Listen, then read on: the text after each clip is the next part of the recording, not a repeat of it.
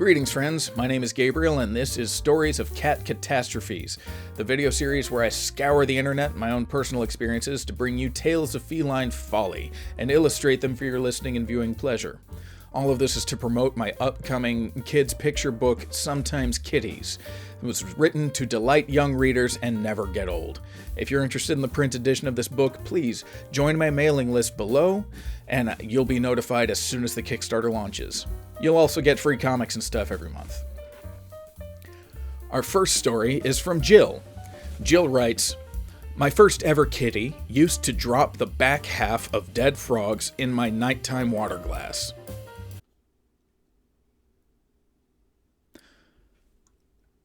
I'm gonna read that again. "My first ever kitty used to drop the back half of dead frogs in my nighttime water glass. 30 years later, I still can't drink water in the dark without looking into the glass first, just to be sure." Okay, so according to the internet, when a cat brings you a dead animal, it's like a gift. It's kind of a backhanded gift in that it's I never see you hunt, so just to make sure, here you go. This is how it's done. This doesn't sound like a gift. This sounds like a threat. I've never heard of, like, yeah, I'll give you a half of a tiny carcass, and I read threat. All right. The next one is from Lars, who writes, "Every morning at exactly 5 a.m., about an hour before I get up, my cat jumps up on my computer desk, stationed next to our bed in our bedroom. We're living in a 2-room apartment, so not many choices for desk locations. Been there. When I first started making comics, this drafting table was in the back room and the bed was behind me. My poor wife had to try to sleep with like 3 lamps on, and me listening quietly to Star Trek Deep Space Nine. And this was before she was a fan of the series, so yeah. Anyway, she jumps up and then she starts pawing at my keyboard, my headset, my mouse, my glasses, anything not glued or bolted down. Of course, this makes a hell of a noise. My wife goes crazy because she's not getting up for another 3 hours, and I get annoyed because I'm not getting up for another 1 hour. But now, I'm awake. Of course, the second I sit up in bed, she just waltzes over next to me, sits down looking at me like, it took you long enough. Now get up and prep my food." I know this is what she's thinking, because when I go and do her prep and sneak back into bed to sleep the last 45 minutes before the alarm wakes me up, she is gone. She is in licking, cleaning her fur in the living room and leaving everyone else alone. She is a Maine Coon. Because of course she is. Like, a quarter to a third of these stories are about Maine Coons. Our next story is from Amanda. Amanda writes, "I love cats, even if they are a-holes. And that goes for my own kitty, Phil. He is the sweetest cat you will ever meet. He's basically a dog. He loves new people, and he loves to cuddle up to you. He sleeps in my bed every night, and I always wake up in the morning with his face in my face. He's great. Until I decided to use the restroom. He waits until I am at my most vulnerable, and then he literally lunges at me. He will bite the crap out of my arms and legs until they are bleeding. I have so many wounds from this. I have to shoo him away with whatever I can on my bathroom counter. It's usually my hairbrush. I don't understand why he does this, but it's his only flaw, so I'll keep him." This next one, this is the one that I've been illustrating the whole time, so I hope that the wait has been worth it, and I hope that this payoff is good for you. Here we go. This one's a lot of fun for me. This one comes from Ben. Ben writes, "Growing up, our family had a calico named Patchwork. The thing about Patchwork was she was partial to women. Like, really partial. And so, not surprisingly, she genuinely had it in for my dad. At the same time we had Patchwork, our family had an Atari gaming console." Whoa, that takes me back. That is, this writer dated themselves real hard. We had one of these when I was a kid. I'm the youngest of 5. My older brother got it when he left it in the house when he left town. 4 bits. 4-bit video game system. but man, it's something. Well, my dad, my siblings, and I had been playing an adventure game called The Pharaoh's Curse. In fact, we played it for 2 weeks on end. And while it proved to be surprisingly difficult, the objective was simple enough. Acquire all the treasures and escape to the Pharaoh's world before the Pharaoh or his mummy kills you.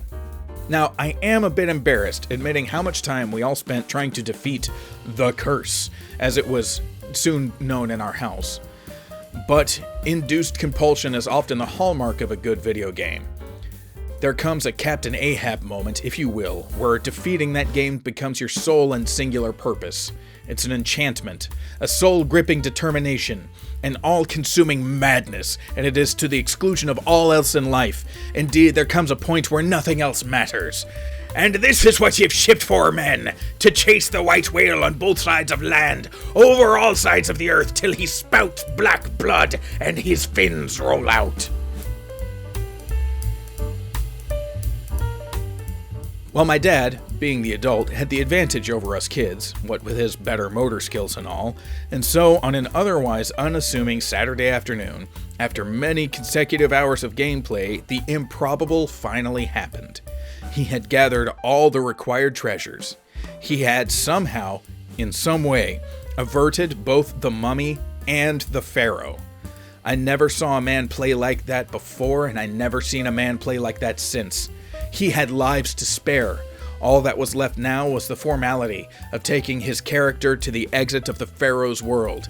He seemed unstoppable, and it was glorious. It is said that men fail not because they lack talent, but because they lack perseverance.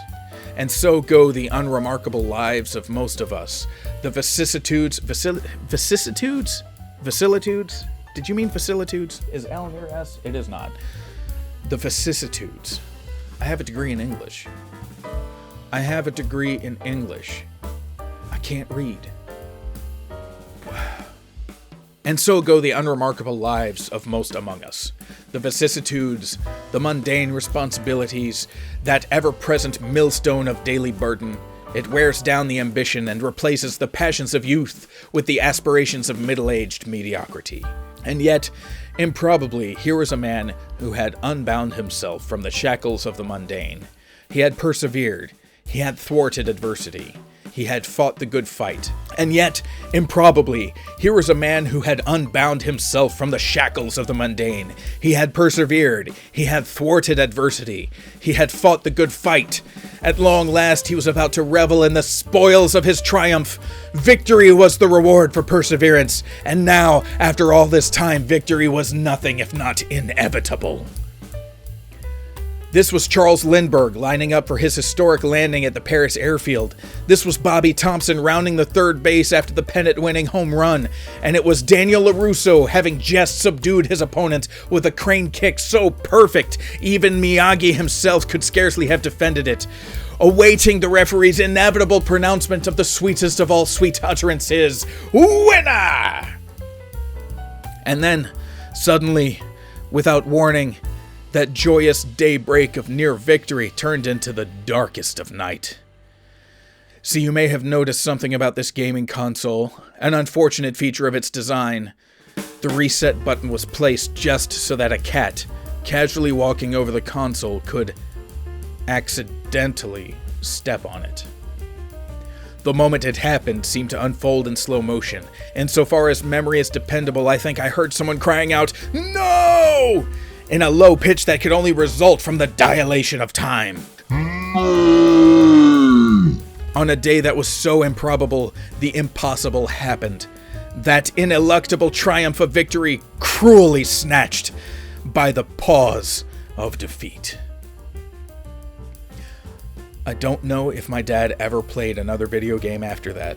I don't know if he still thinks about that day, or if his memories are still haunted by the specter of that fleet-footed calico. To tell the truth, I don't know if he's ever really been able to find peace.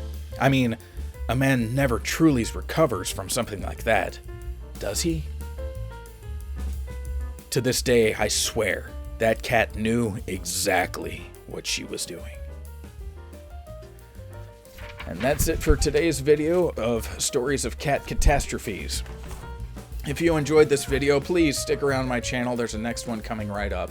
And if you enjoy my illustration, you want to see more of me drawing cats, then please consider kickstarting my next book, Sometimes Kitties, by joining my mailing list. If you like the art for this episode and you want to own it for yourself, it'll be for sale on my website, coffeeandhate.biz. In the meantime, give your furry friend an extra scritch from me, and take care.